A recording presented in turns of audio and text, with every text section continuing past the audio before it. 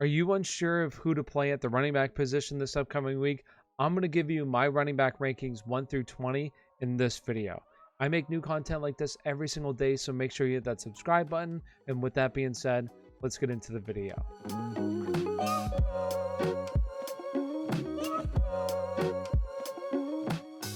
Coming in at number 1 is no surprise, and Christian McCaffrey.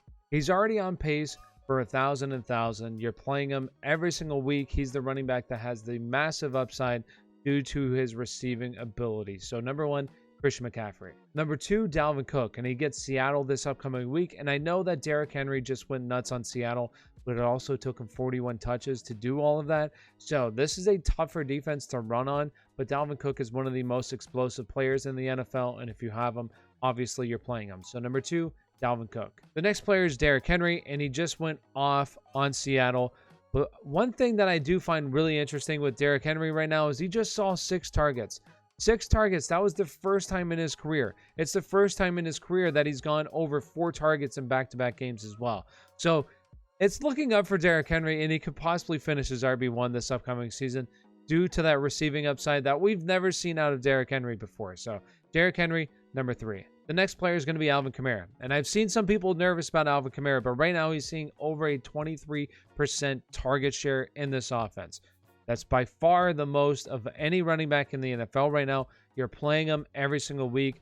Yes, it's a kind of a tougher matchup because Jameis might struggle a little bit, but he's going to be heavily involved, and you start him every single week, you have him. So next player, Alvin Kamara. The next player is Aaron Jones. He gets San Francisco this upcoming week, which is a tougher matchup. He just went off against Detroit, which it was going to happen. Obviously, who thought he was going to score 4 touchdowns, but it was a smash play regardless. One thing that's really encouraging if you have Aaron Jones is that he's the clear guy. Obviously, if you watch the game against Detroit, he's the clear guy around the red zone, around the goal line. AJ Dillon's an afterthought, so that's great. You fire him up every single week as an RB1, so Aaron Jones, number 5. The next player is going to be Nick Chubb, and he gets Chicago this upcoming week, which is a tougher matchup, but really this offensive line is probably the best offensive line in football right now, and Nick Chubb is currently 5th in the NFL in rushing yards, but he's only 20th for attempts. So he's extremely efficient. He's one of the better running backs in the NFL, and he's going to get it done this upcoming week, starting at Chubb with confidence. Coming in as RB number 7 is Austin Ekeler. And this past weekend, we saw why you drafted Austin Ekeler, right? Those 9 targets, 9 receptions are beautiful in PPR leagues. So fire him up this upcoming weekend against Kansas City. It should be a shootout, and really don't care about his rushing potential. What we really care about is his receiving ability, which we saw this past weekend, and it was a good sign going forward. So Austin Ekeler, number 7. The next player is going to be Ezekiel Elliott. And I know a lot of people out there are a little bit nervous about Zeke because you have Tony Pollard, who's being involved in this offense a little bit more than what we thought heading into the season. But right now, you have Ezekiel Elliott, who's currently playing a 78% snap share. That's the 4th highest in the NFL at the running back position. He's also 5th in routes ran at the running back position as well. The targets just haven't been there yet. They're going to come. He's going to be more involved in this offense, and Tony Pollard is currently playing on 33% of the snaps for this offense. He's not going to see the touches that he has been for the whole season, especially last week. They just had really good success running the football. They didn't need to do a whole lot else. So Zeke is still the alpha in this backfield. Play him every single week with confidence. And if you're worried about him, hold him. And if somebody in your league is worried about him, go get Zeke off of that player right now. So Ezekiel Elliott, number 8. The next guy is going to be Saquon Barkley. And really, if you're worrying about Saquon Barkley, why did you draft him in the first place? This was the concern heading into the season, that he wasn't going to be quite there yet to start the season. We weren't even sure if he was going to play the first couple of weeks. So at least he's played. This past weekend was really encouraging, though, because we just saw his snap share go from 48% to 84%. He also saw more touches. He's going to get more acclimated in this offense, get up to speed. He will be fine. And actually, Daniel Jones playing pretty well right now, which is very encouraging for this offense. So Saquon Barkley this upcoming week against an Atlanta team that's really reeling right now. They're looking pretty bad. Start Saquon. He's an RB1 this upcoming week. The next guy is going to be Joe Mixon. And he has a tough matchup this upcoming week against Pittsburgh. But when you dive into it a little bit more, Pittsburgh's not the defense that we saw last year. They've already had some really big injuries along this defense. I don't know if Devin Bush is going to play. He didn't play last week. TJ Watt looks unlikely to play. You have Alex Highsmith unlikely to play. You had Tyson Alualu just break his ankle. And then you have Stephon Tuitt. He's already hurt. He's on PUP, so he's not going to play. So you have some big injuries already to the Steelers defense. Joe Mixon is playing all the snaps for this offense right now, nearly all the snaps. He's seeing all the running back touches. So you start him every single week. He's an RB1 just due to his volume.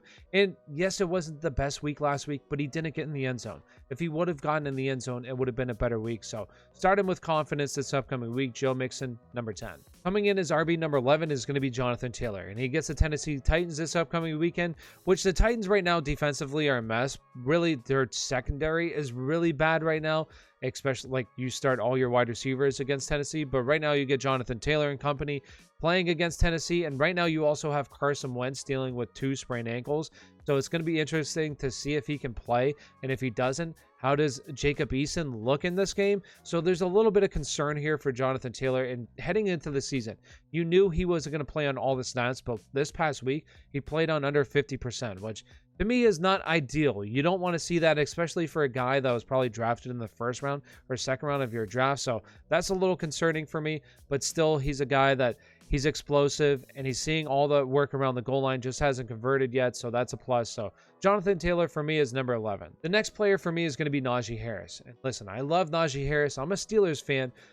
But this offense looks like a mess right now. It does not look good, okay? Ben Roethlisberger is already hurt. His chest hurts. And he said he's going to be in pain throwing the ball this upcoming weekend, which a lot of the time, though, he does go out and have his best games. But right now, this offense just looks terrible. To be honest, this offensive line looks horrible. The only good thing about Najee Harris is that he's seeing all the snaps in the backfield right now and all the touches, which is great. So hopefully it continues to lead to some scoring, which last weekend he took a short little route to the end zone. So that's good. But really this offense looks horrible, but he's still an RB1 just because of his snap percentage and his workload in this offense. So number 12, Najee Harris. Coming in at number 13 is going to be DeAndre Swift. And this is especially true for your PPR leagues. In standard scoring, I would move him down a couple of spots. But in PPR, this dude is going to be phenomenal this upcoming season. Currently, he's first in running back targets. He's second in receptions and second in receiving yards amongst running backs. He's also first in routes ran, which you love to see. Now, you might say, oh, Baltimore looks like a bad matchup, which, yeah, it is if he's running the football, but we don't care about his rushing potential. What we care about is receiving potential, which this team is going to lose this game, and they'll be playing from behind, and DeAndre Swift will get more work, which is fantastic. So, fire up DeAndre Swift. He's a borderline RB1 for the rest of the season in PPR leagues. So, DeAndre Swift, number 13. Coming in at number 14 is going to be Chris Carson. And I know outside of the touchdowns this past weekend, it was going to be really ugly. So thankfully, he scored touchdowns. But that's why you play guys in high-scoring games. He plays on one of the best offenses in the NFL in Seattle. This upcoming week against Minnesota, it should be a really high-scoring game. So you just play him. You play him every single week, no matter what. He's at high-end RB2, and he's going to be the same this upcoming weekend. So Chris Carson, number 14. The next guy is going to be Antonio Gibson. And I know some people right now are a little bit concerned about Antonio Gibson, but really, you should have known this heading into the season. Like last year, he wasn't playing on third downs, wasn't playing in the 2-minute offense. In the preseason, he still wasn't playing on third down. And now, so far, he's still not playing on third down or the 2-minute offense. Like, this has been known. This has been reported. And if you thought anything otherwise, then I'm sorry that you're disappointed, but he's still a top 20 guy. He's still seeing a good snap percentage over 60%. He's still seeing a decent workload. And right now, Taylor Heinicke looks pretty good, which is very good for this offense. Now, he does have a tough matchup against Buffalo, and it's probably going to be another down week, but after this, it should get better. So if you don't have Antonio Gibson after this week and he doesn't perform, I would go out and try to get Antonio Gibson. Right now, if you have him, hold on to him. Better days are ahead. So Antonio Gibson, number 15. Coming in at number 16 is going to be David Montgomery. And you just had Justin Fields named the starter, which is awesome. I can't wait to see what this offense looks like with Justin Fields now.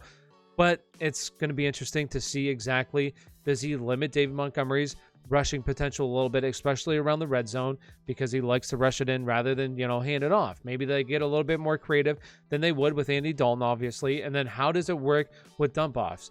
Instead of maybe dumping it off, does he try to take off with his legs? So it's going to be interesting. Dave Montgomery right now, though, this past week he played over 80% of the snaps, which is fantastic. And he's averaging 20 touches per game, which is also great. So I still like Dave Montgomery as a top 20 play, but in a tougher matchup and with Justin Fields, I want to see exactly how it works out. But he's still, once again, as a mid-range RB2 this upcoming week. So Dave Montgomery, number 16. Coming in as RB number 17 is going to be Darrell Henderson. And Darrell Henderson to start the season looks pretty good. He's playing on a lot of the snaps. Last week he did get banged up a little bit. And now heading into a really tough matchup against Tampa Bay, the league's best rush defense, it's probably going to be a bad day for Darrell Henderson. He's probably going to have a low rushing output if he does play this upcoming weekend, and really you're going to need to rely on him scoring a touchdown. But this offense is really good, and they're definitely going to get into scoring opportunities, so he can most certainly fall into the end zone once or even twice this upcoming week to really salvage his fantasy day.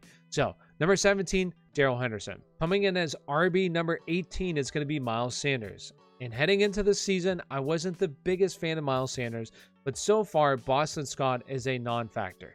He hasn't played. You have him and Kenny Gainwell, but Miles Sanders right now is playing on about 66% of the snaps. Also, he's seeing work in the passing game, which is fantastic. You love to see it for him. This upcoming week, Dallas does look improved defensively, so it's going to be a tougher matchup, but still, this offensive line is really good. You have Jalen Hurts as the quarterback, which is going to open up things for Miles Sanders. So Miles Sanders is still a top 20 play. Fire him up if you have him. Coming in as RB number 19 is going to be Elijah Mitchell. And I know this past weekend wasn't great if you picked him up via like Fab Bucks or use your waiver priority, but it was a tough matchup for him heading into this game. Now, did he really look that good though? No, he didn't. But right now you have a great opportunity for Elijah Mitchell. I know he got hurt, but he came back into the game. He should be good to go this upcoming weekend, but we'll keep you updated. Right now you have Trey Sermon, concussion. You have Raheem Mostert on IR, Jeff Wilson, he's still on PUP. And then you have JaMycal Hasty, who has the high ankle sprain. I don't know how long he's going to be out. But really, you have Elijah Mitchell as the last guy standing. They just signed a couple of guys via practice squad and free agency. But still, he's the guy. So if he plays and you don't have Trey Sermon playing or any of these other guys, which Trey Sermon would be the only one that would play, Elijah Mitchell is going to get all the touches in this backfield. So he's a top 20 play just based upon volume. So Elijah Mitchell, top 20. Coming in as RB number 20 is going to be Tyson Williams. And let's talk about a guy that does look good, though. Tyson Williams has looked really good, in my opinion. He looks explosive. He's fast. He also looks good at catching the ball in the backfield. So that's all plus. Now, he is seeing right around 50% of the snaps, which you'd like to see it a little bit more. But his touches did increase this past week, and now he gets Detroit. A Detroit team that Aaron Jones just annihilated. So this team really should have success on the ground against this team. And Tyson Williams, if there's ever a week to play Tyson Williams, it's this upcoming week, which he could definitely get into the end zone a couple of times. So Tyson Williams, RB number 20. And that does it. If you appreciate this content, make sure you smash that like button and also subscribe to the channel. Really appreciate it. Thank you for watching and have a great day.